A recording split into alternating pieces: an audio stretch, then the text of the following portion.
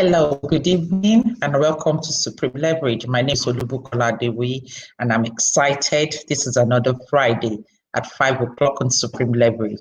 Excited to be here. And today we would be discussing increasing my worth as a teacher. And what does that entail? It's going to be another interesting evening. And like I always say, every week we bring in the best of the best to enlighten us about it. But before we bring in our guest for this evening, we will be going for the news with one of our passionate teachers at Supreme Education Foundation School, Mrs. Ronke Awobokun. Very lovely teacher of ours. Mrs. Ronke, over to you. Thank you very much, Mr. Dewi. Good evening, and this is Supreme News. First, the headlines. CEF's founder jubilates at 75. Open all schools now, federal government orders. Nigeria develops much faster COVID-19 test kit. Nigerian teenagers code an award-winning dementia app. Johnson says Nigerians make enormous contributions to UK. Now the news in full.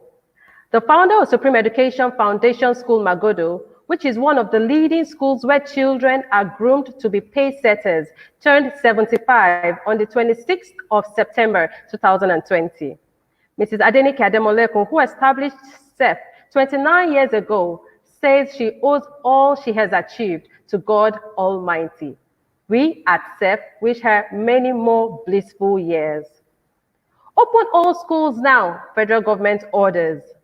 The federal government has ordered all schools in the country to open up by October 12, 2020.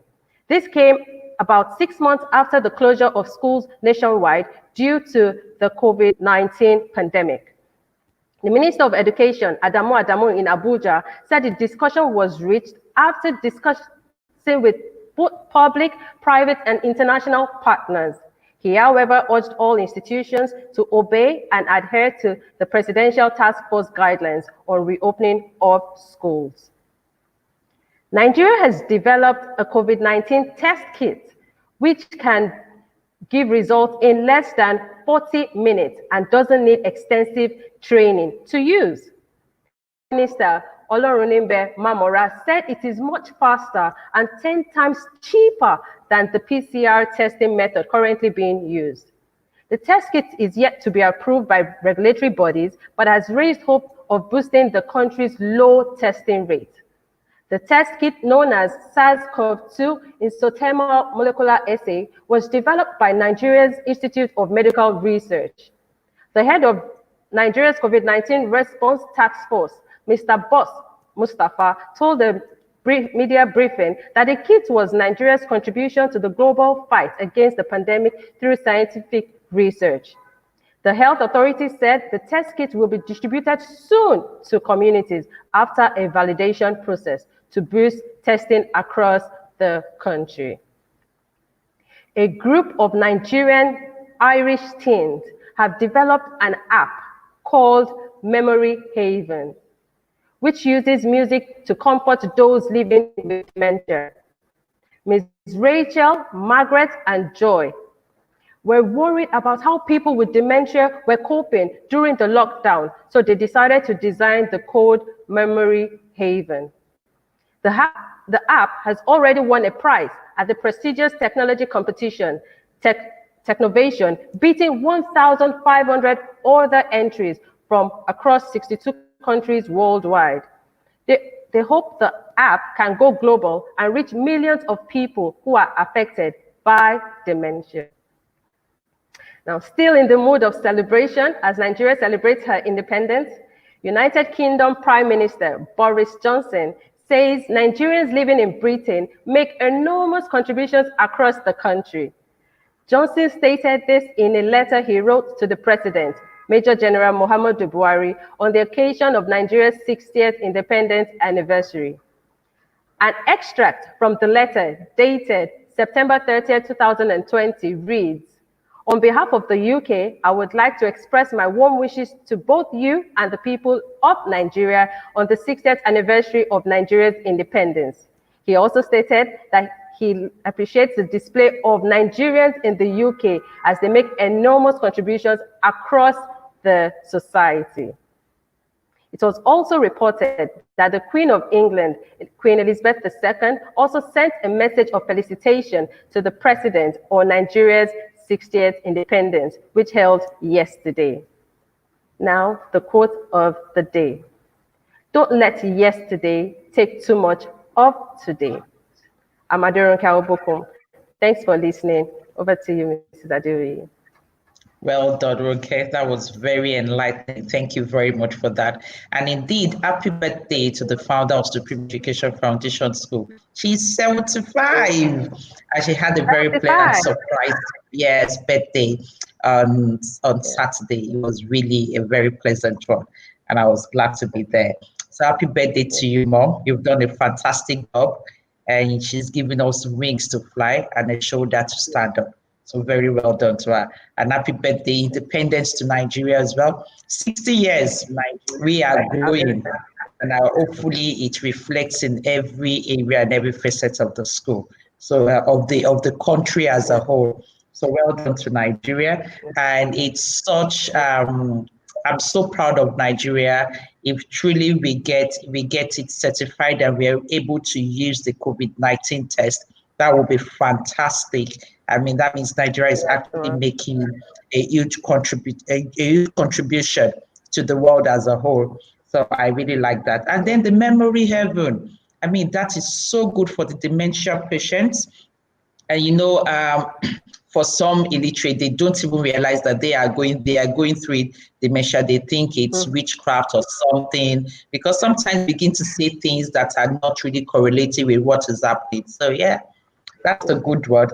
We hope to see Nigeria continue to do exploits and do things that are really making a mark. Well done, Mr. Awobokun. Thank you for sharing the news with us, and have a wonderful weekend.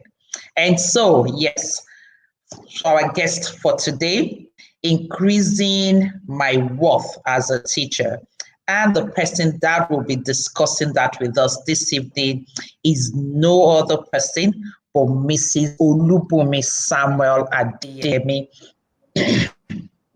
She is a money therapist and a personal finance coach at Lima Personal Finance. So over the years, she's trained young professionals across the globe in the art of managing their personal and family finances.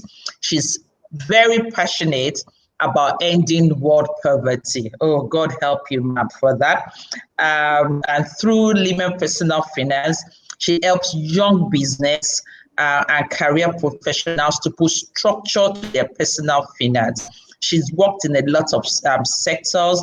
She's been nominated in 2016 by the Securities and Exchange Commission to volunteer expertise on its technical committee on financial literacy, a role which afforded additional opportunities to take financial literacy education efforts nationwide.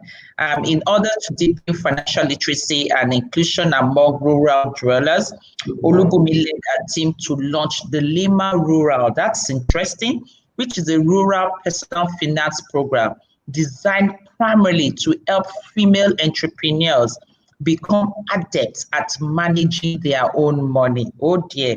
Olubunmi has bagged several certifications and taken short courses on personal finance, financial planning, financial literacy, business financial aids at the Macquarie Graduate School of Management in Australia. Wow.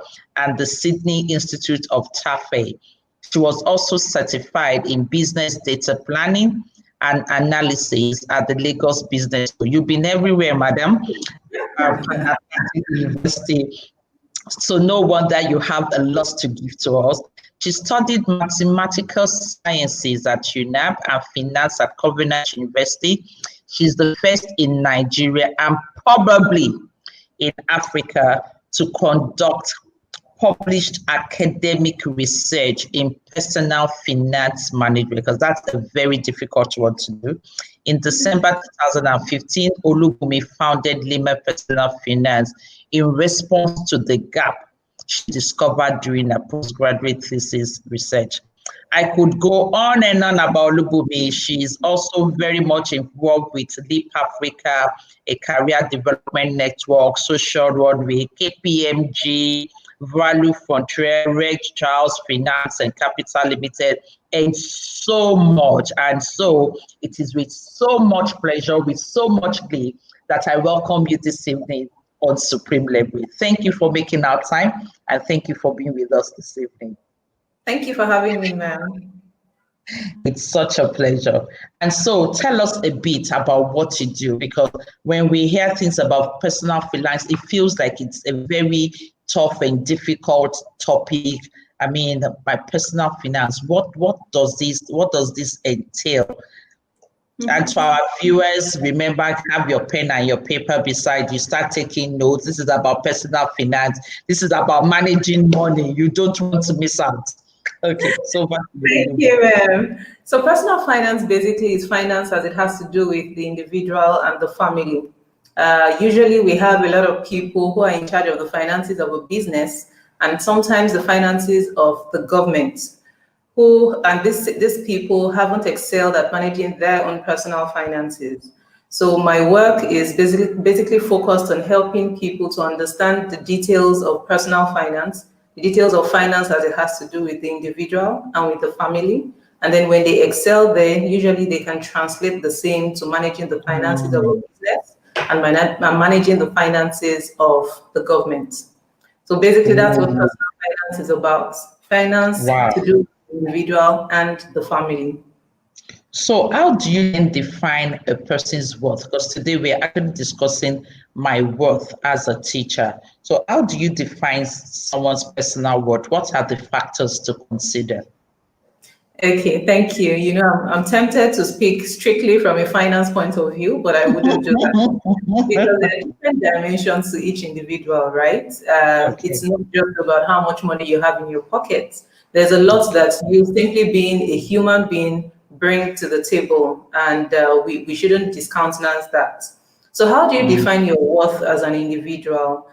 Think about the contributions that you make to the society. Think about, you know, even something as intangible as the kindness that shows up whenever it is you show up. Think about your commitment to improving any system or any place. Think about the love that you bring into every project that you handle. All those contribute to who you are, to your worth as an individual. So sometimes we can put a figure to it, sometimes we cannot. And then there are dimensions that we cannot put a figure to, but they are no less important. So when we look at you, so you're talking about it in an holistic version now. So do you think that, so what is your opinion about teachers and their worth in Nigeria?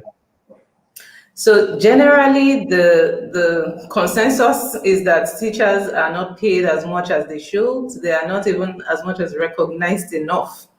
But then I'd like to step away from that a little, because at the end of the day, nobody knows you as much as you know yourself. Nobody knows the sacrifices that you are making. And so waiting for somebody else to recognize those sacrifices and reward you for it, you'll be waiting a long time. So how about you take responsibility for yourself, right? Decide how much you want to give to the world, not just to Nigeria, and then begin to prepare yourself for that dream that you have. Don't sit around waiting for Nigeria to recognize you. Oh, teachers are not recognized, teachers are not paid enough, blah, blah, blah. No, I don't think that's the way to go. It's not helping anyone. It doesn't help you. It doesn't help Nigeria. So instead, you know, be individualistic about what you want to achieve with your life and as a teacher, and then go for it. Excellent. I like that. I like the fact that you said we should take responsibility for ourselves, to have an individualistic approach to it, and not just waiting for Nigeria to take care of you. We're not waiting for Nigeria to, and then really no one can really pay you what you're worth. I'm of that opinion because you know what you are worth, and it's really about the extent to which you believe in yourself. So from the financial aspect of it, so you are the money therapist and everything. So share with us some things. I know you have a lot prepared for us this evening. So that and you see, I'm a very good student. See, I have my notes ready with me and my pen and everything. And I know that you have so much. So I really do not want to doctor what you want to say. We want to listen and take on board as much as possible. And then as the questions begins to roll in, then we will continue to begin to ask. Okay, thank you. So basically, I would say that the place to start is by finding out who a teacher is, right? If the essence is to increase your worth, not as a human being, but as a teacher, then let's find out who a teacher is. So I did a bit of research, and then a teacher is a person who is committed to increasing knowledge, increasing competence, and then increasing the virtues of the people for whom he or she is responsible. What that means is a teacher has to learn how to pass across these virtues, how to pass across the knowledge, how to increase competence. As a teacher, it's not enough for you to say, well, this is all I'm employed to do. Well, the student is dull. There's nothing I can do about it. No. The first thing to do as a teacher is to be a learner yourself. You need to find out how to pass across that which you want to pass across to the students or to the people for whom you have agreed to take to pass on knowledge. So think of yourself as somebody who needs to learn himself or herself, not just a person who has that position or who has a title teacher. Okay? So that's the first question to ask yourself. Who is a teacher? And the next is, am I a teacher? I mean, how well have I done as a teacher? Have I at this or not? At the end of the day, you are the one who is going to score yourself.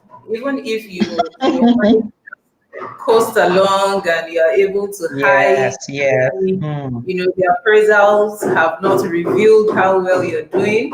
It's only a matter of time. So you need to ask yourself, have I been a teacher? Do I still want to be a teacher? So yes, COVID happened, and that's entailed, or that's necessitated the reshuffling of the way we view education and schooling and all that. But the question is, having experienced that, what are you going to take away from that experience? What is it that you have to do differently? Do you, for example, need to stop being a teacher? Because that's a reality we have to explore. Maybe you found that this really isn't for me, right? So it's time to step into something else. But just in case it is for you, just in case you're still committed to being a teacher, by all means, embrace it fully, right? So I have talked about who a teacher is and talked about you examining whether you really are a teacher. Now, let's think about what your worth is as a teacher. Remember, we're talking about your worth as a teacher and not as a human being. So what is my worth as a teacher? It might help to use the last figure that you received as salary, including all the compensation here and there, quantify them, and then divide by the number of hours that you put into the delivery of it, right? Okay. Think about your remuneration in all the different dimensions. For those that are not quantified, you need to, assign figures to them. How much exactly does this translate to? So if I imagine in some schools where your children are invited to be part of the school and maybe pay, maybe get a certain discount of the tuition fees, you may need to quantify that. You get some reward at the end of the year, things like that. Put figures to them, right? Like you say in mathematics, put pen to paper. I had this teacher in the days who would say, okay, put pen to paper and let's find out the solution to this mathematical problem is. So yes, as a teacher yourself, put pen to paper and find out precisely how much the value of 1 hour of your time is. It's, you know, the basic quantifier that you can use. To find out the value of 1 hour of your time, right? Divide the number of hours it takes to deliver your craft, to deliver the education to people, to pupils.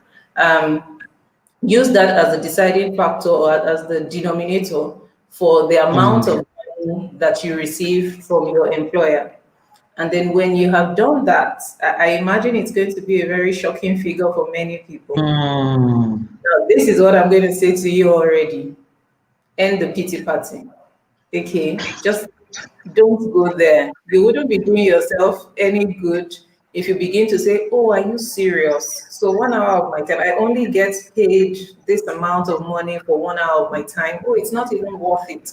Oh, for how long will I do this? But yes, it wouldn't help you, okay? At the end of the day, one of the things that you should learn about money is money always moves in the direction of value. What you have really done is to see how much value you're bringing to the table. It's got nothing to do with your employer.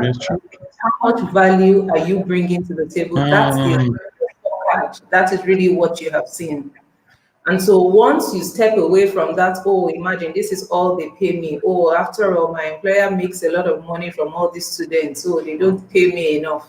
No, don't expend energy in that direction, okay? So the first thing to do is commit to learning, and that's very important. Commit to learning.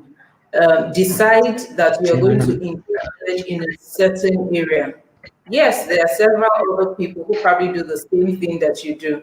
Maybe there are several other biology teachers. Maybe there are several other numeracy teachers, but you can do yours differently. So get online, find out what it is that other people have done, and then choose to do that yourself and, you know, increase it, improve on it just a little. Differentiate yourself from the lot.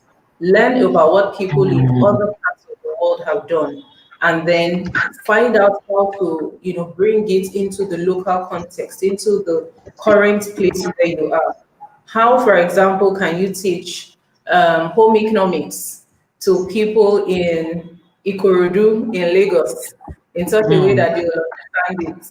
Is there some example that you can use? Is there some, you know, maybe local artists that they all love that you can somehow, you know, infuse into your learning? Try to get creative about how you deliver what every other person is teaching.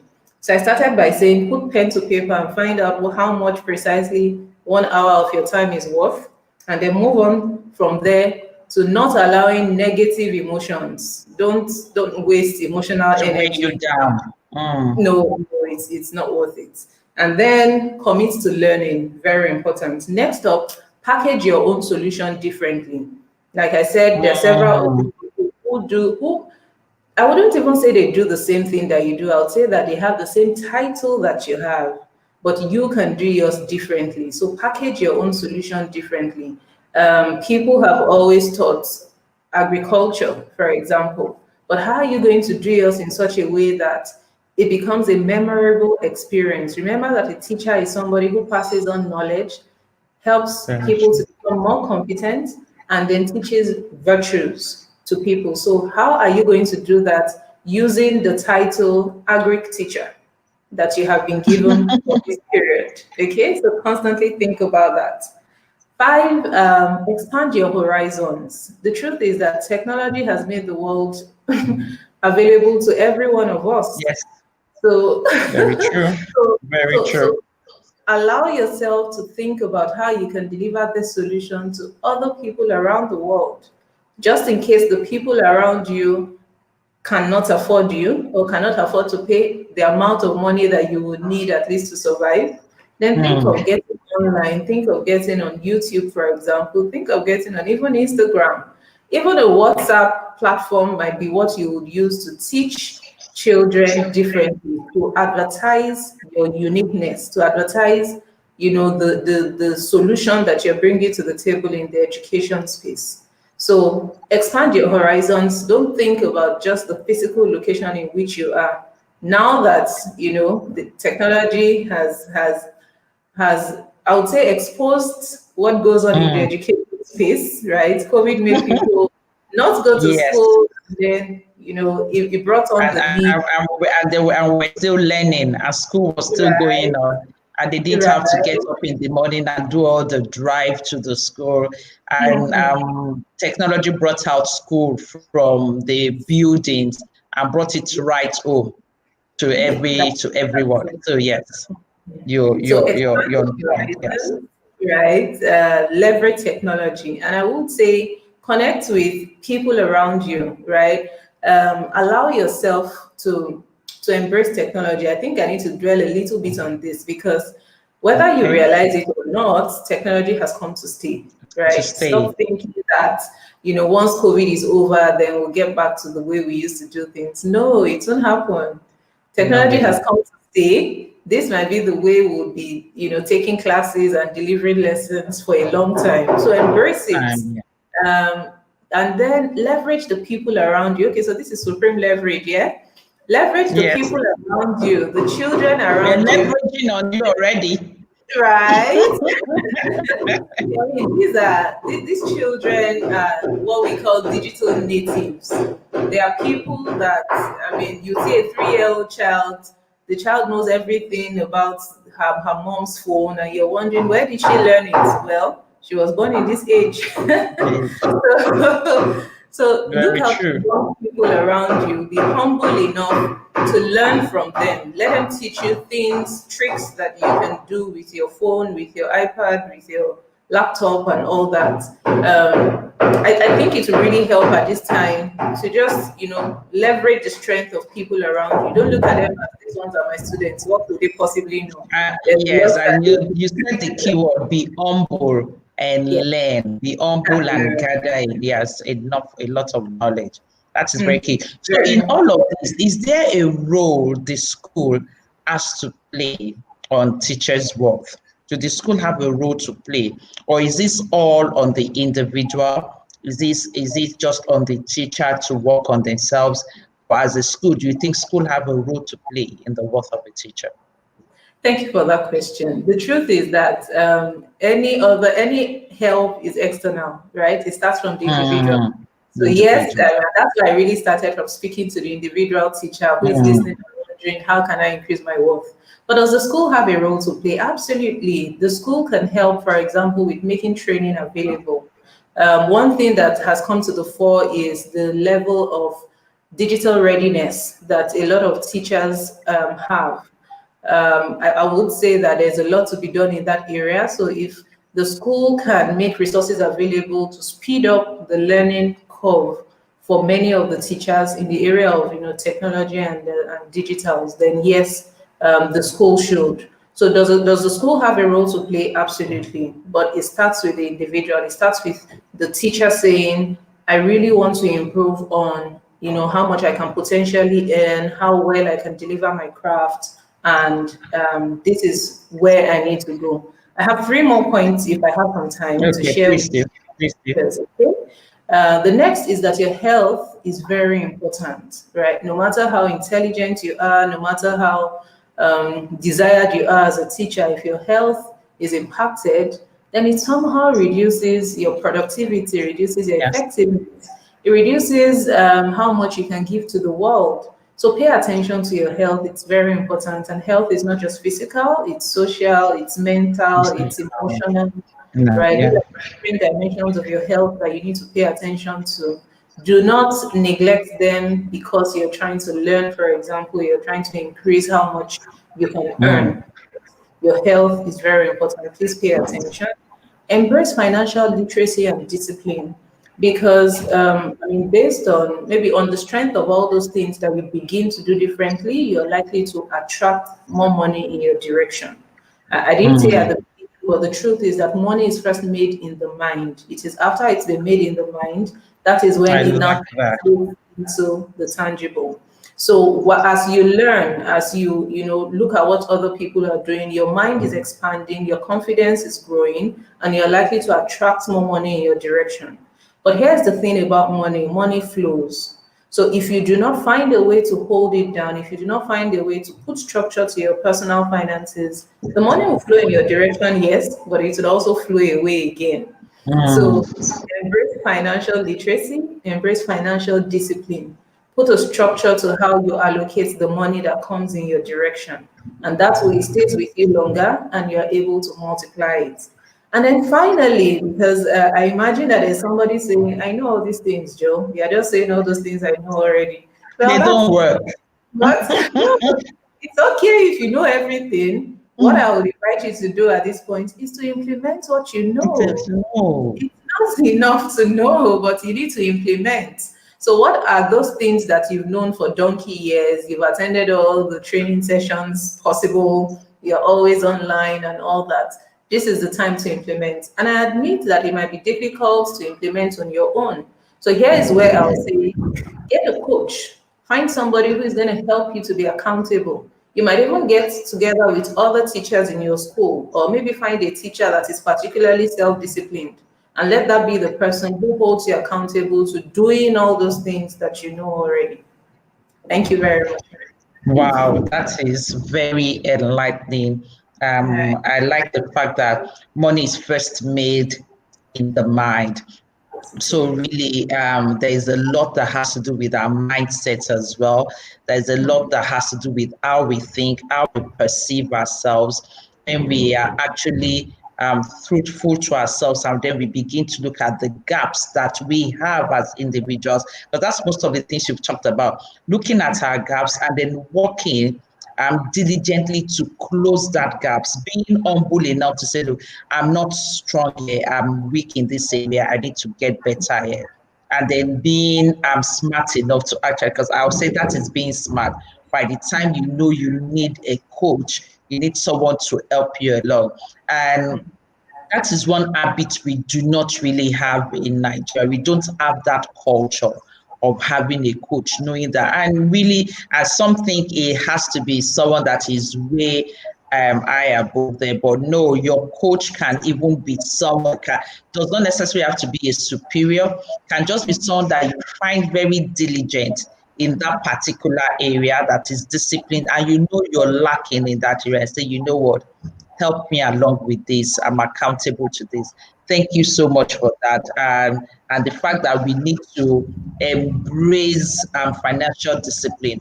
And now that is not something we are good at doing. So how do we actually embrace financial discipline? I mean, what are the little things to look at in order to be able to do this? Thank you, ma'am. So I usually preach the 10, 20, 30, 40 principle for money management. And here's what it means. Especially if you're religious inclined or religion inclined, then you would allocate 10% of your income to paying your tithes. In other climes, some people think 10% should go to charity, but I would say 10% should go to tithes because I am a Christian. So 20% to tithes, 20% of what you earn is what you should really spend on yourself.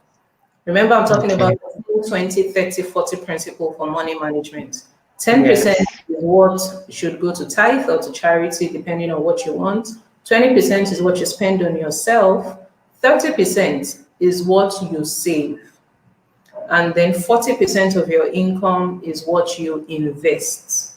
Now, let me just break this down a little, maybe help you to see why it is very important. Chances are that you're saying, oh, okay, I earn 100,000 naira. Let's just use that so it's easy for people to follow. So I earn 100,000 naira. How can you, I mean, in fact, how dare you tell me to confine myself to only 20,000 naira to spend on myself? How dare you say that?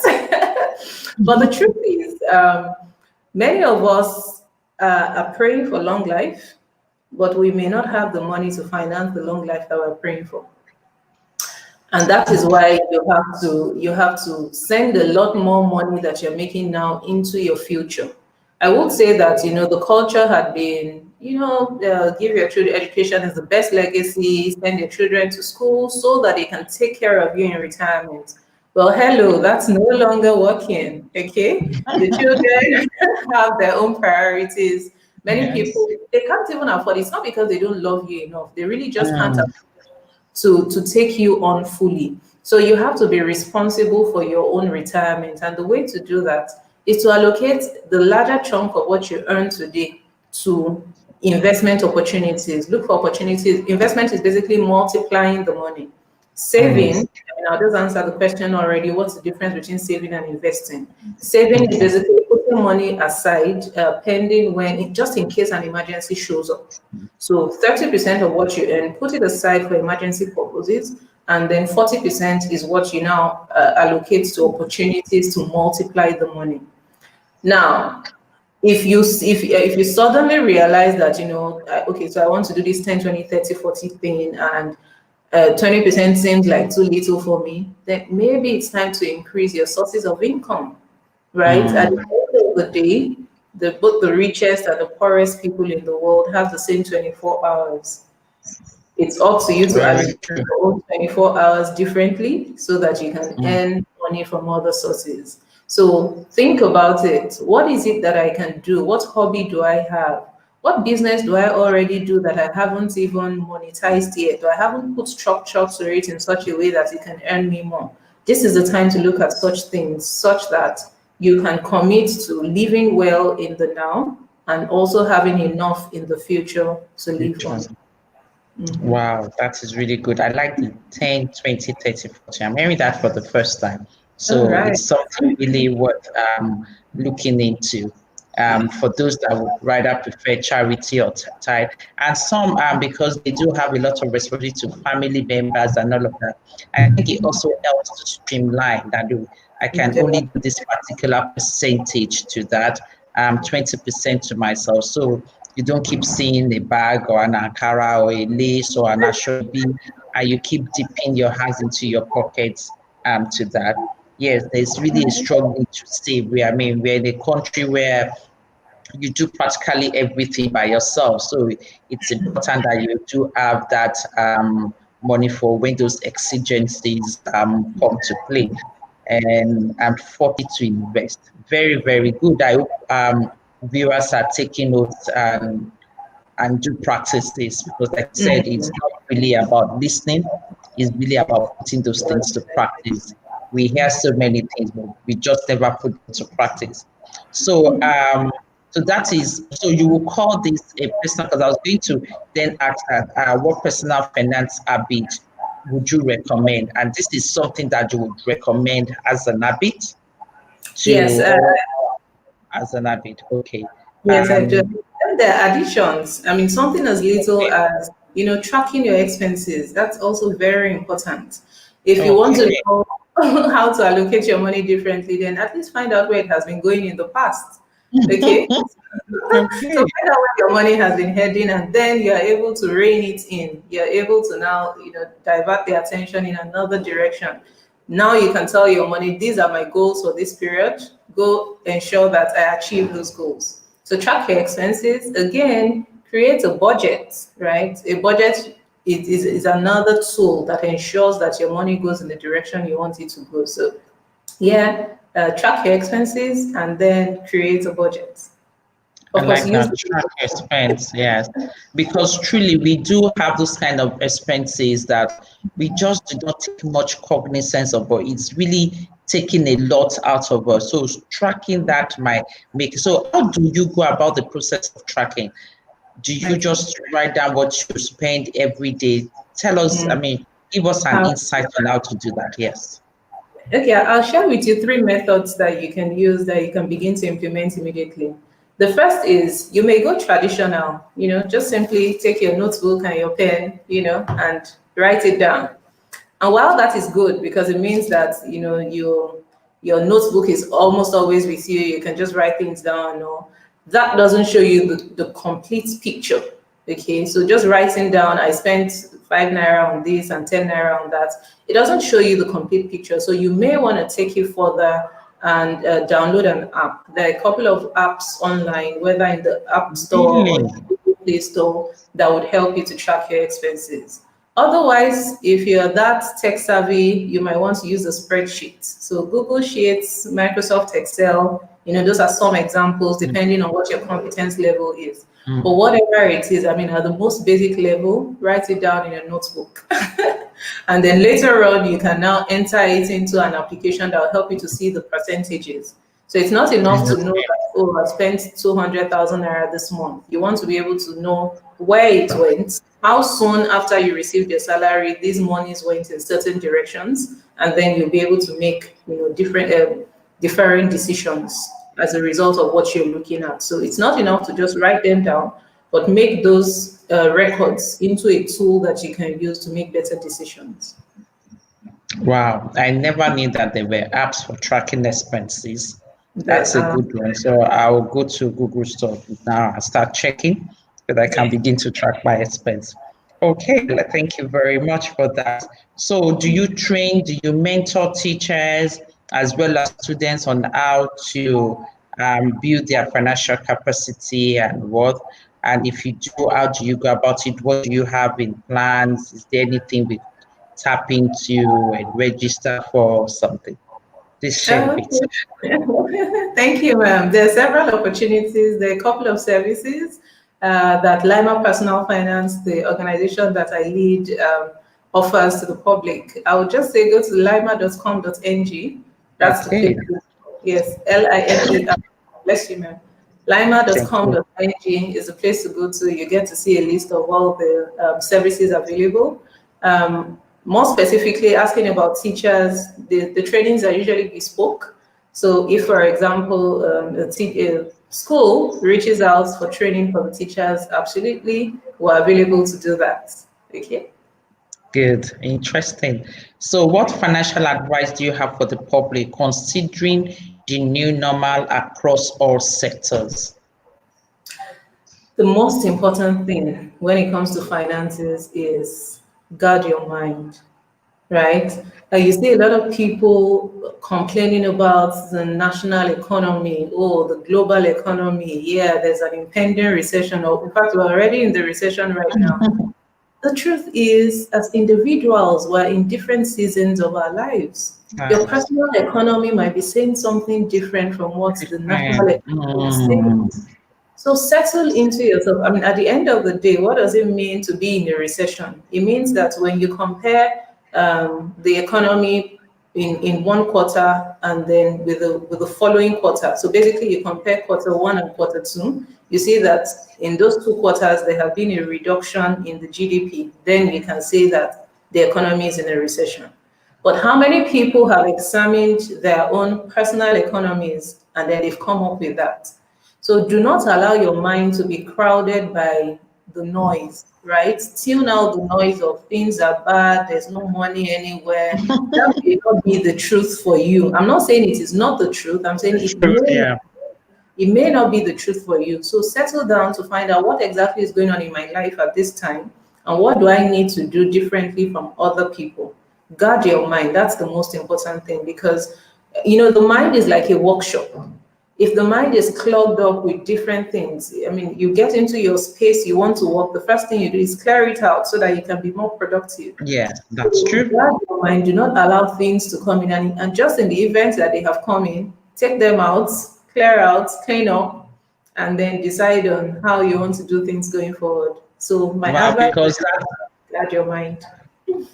Because that automatically begins to affect your personnel, how you react to things. And I like the fact that you said your personal economy might actually be different from others. So it's like during COVID-19 and a lot of people were not able to work. People were getting a quarter of their salaries, half of their salaries. Some were getting more, but some were actually sitting down at home with their pillows behind their heads and they were making millions.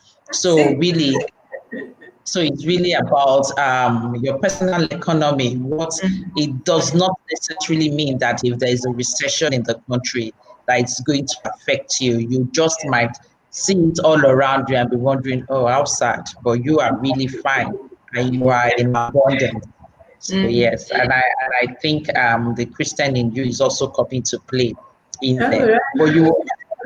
But then you'll find out that most of these principles as well, whether being a Christian or a Muslim, most of these principles are actually life principles that when you apply them to life, you would see that you're blossoming against all odds. While people are mourning all around you, you're just there and you're just flourishing like a tree planted by the riverside.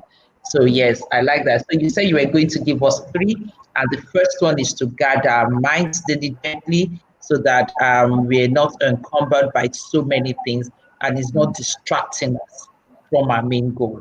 What other advice would you give to us considering the new normal?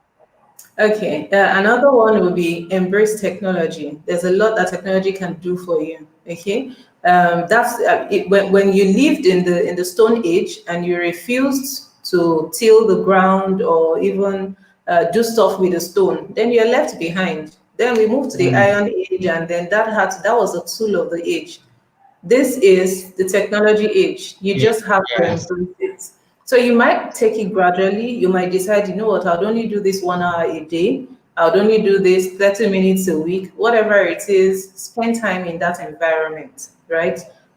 Look at what other people are doing. Invite somebody to teach you how to, for example, record a video. No matter how simple, how seemingly simple it is, it may not be simple for you, but the way to conquer that territory is not to run away from it. It's not to say, oh, these young people. Embrace technology because that's the tool for this age. And a third one, maybe a final advice that I can give around this is locate yourself in places where they're speaking the language that will be beneficial to you. Look out for communities, financial literacy communities, for example, places where you're speaking what you want to see, places where, I mean, people are not just talking about how bad things are and how bad the leaders are and how whatever Nigeria is. No, find out people, and those people may not necessarily be in your physical environment. So look out for virtual communities where you can connect with people who are saying the things that will make your future different from what it is today. Stop hanging around people who are just complaining about, I mean, there's nobody called Nigeria. We're all Nigerian. We are all Nigerians, yes. So quarreling with Nigeria, or Nigeria is this or that, it's not going to help anyone. Locate yourself in places where people are speaking what you want to see in your future, where people are challenging you. Your environment really matters. That's how I Wow, thank you for that. So it's more or less like you telling us not to hang out with the naysayers. So it's always negative, and around positive people. Protect your mind, guard your mind diligently, embrace technology. We are in the technology age. That is the tool for this season. Embrace it. Be disciplined, and then structure. If it's 30 minutes a week, if it's 30 minutes a day, or make sure that you're growing and you're embracing knowledge. It's been absolutely wonderful this evening. I've learned the app to track expense. I've learned the 10, 20, 30, 40 rule application. I mean, that is fantastic. So to create a budget and track your expense, I think those are very important. Take responsibility for yourself and stop making excuses. Asking yourself who a teacher is. Am I a teacher? And what is my work as a teacher? And using that, calculating your remuneration as a role, dividing it by an hour, and then you see what your worth is, and then you begin to improve yourself so that you are worth more than that.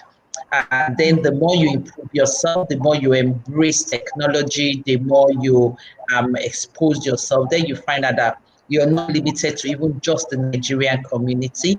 Everybody wants something unique. They want to something different, and they will begin to look for you. And then that's when the money begins to come in.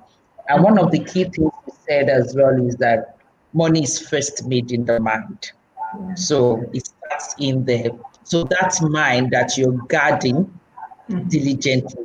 Use it to cultivate positive things that will begin to attract. We had a session about a month ago with the happy teacher, and she really spoke about this. And she, oh, did you watch that? She talked about the, teacher. I mean, she talked about the law of attraction, and at the moment you begin to think about something, it all starts from the mind, and things begin to fall into place.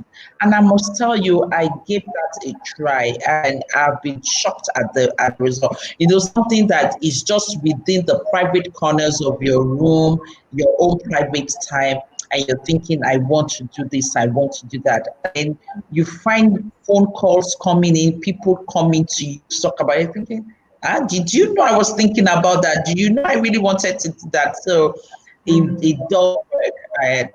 And I really do hope that our viewers are taking this on board and begin to, because that is really, I think, the issue with teachers and the issue of worth as well. That is really a mind thing. It's not so much about how much you're earning. It's not so much about your salary, but it's really about your mindset. It's about how you perceive and you view yourself, because you can't be earning millions and still have very low self-esteem. And you can be earning in tens of thousands.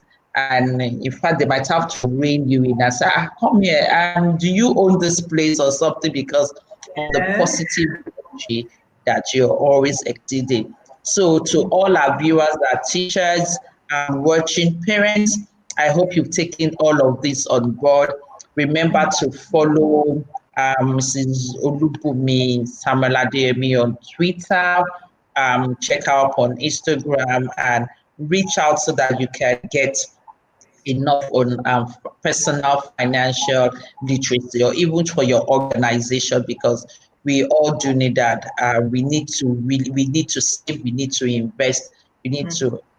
The one that keeps ringing to me is track expense. I think I need to track my expense now. So once I log off now, once we finish, I'm going to download the app to start tracking my expense. It's such an honor to have you on board with us, ma'am. Thank you for making out time for us on Supreme Leverage. And then when Supreme wants you as well, please do make out time for us as well, so that you can come on Supreme. We want the money therapist, so that we can make more money, invest wisely, and be able to save as a school. And I'm sure our parents will be glad to have you on board as well. I'll be happy to. It will be such an honor to do this. Thank you so much, Mr. Olubumi. Thank you very, very much.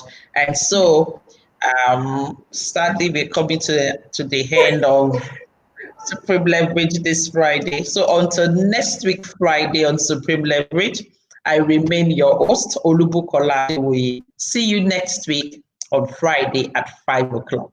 See you. Bye.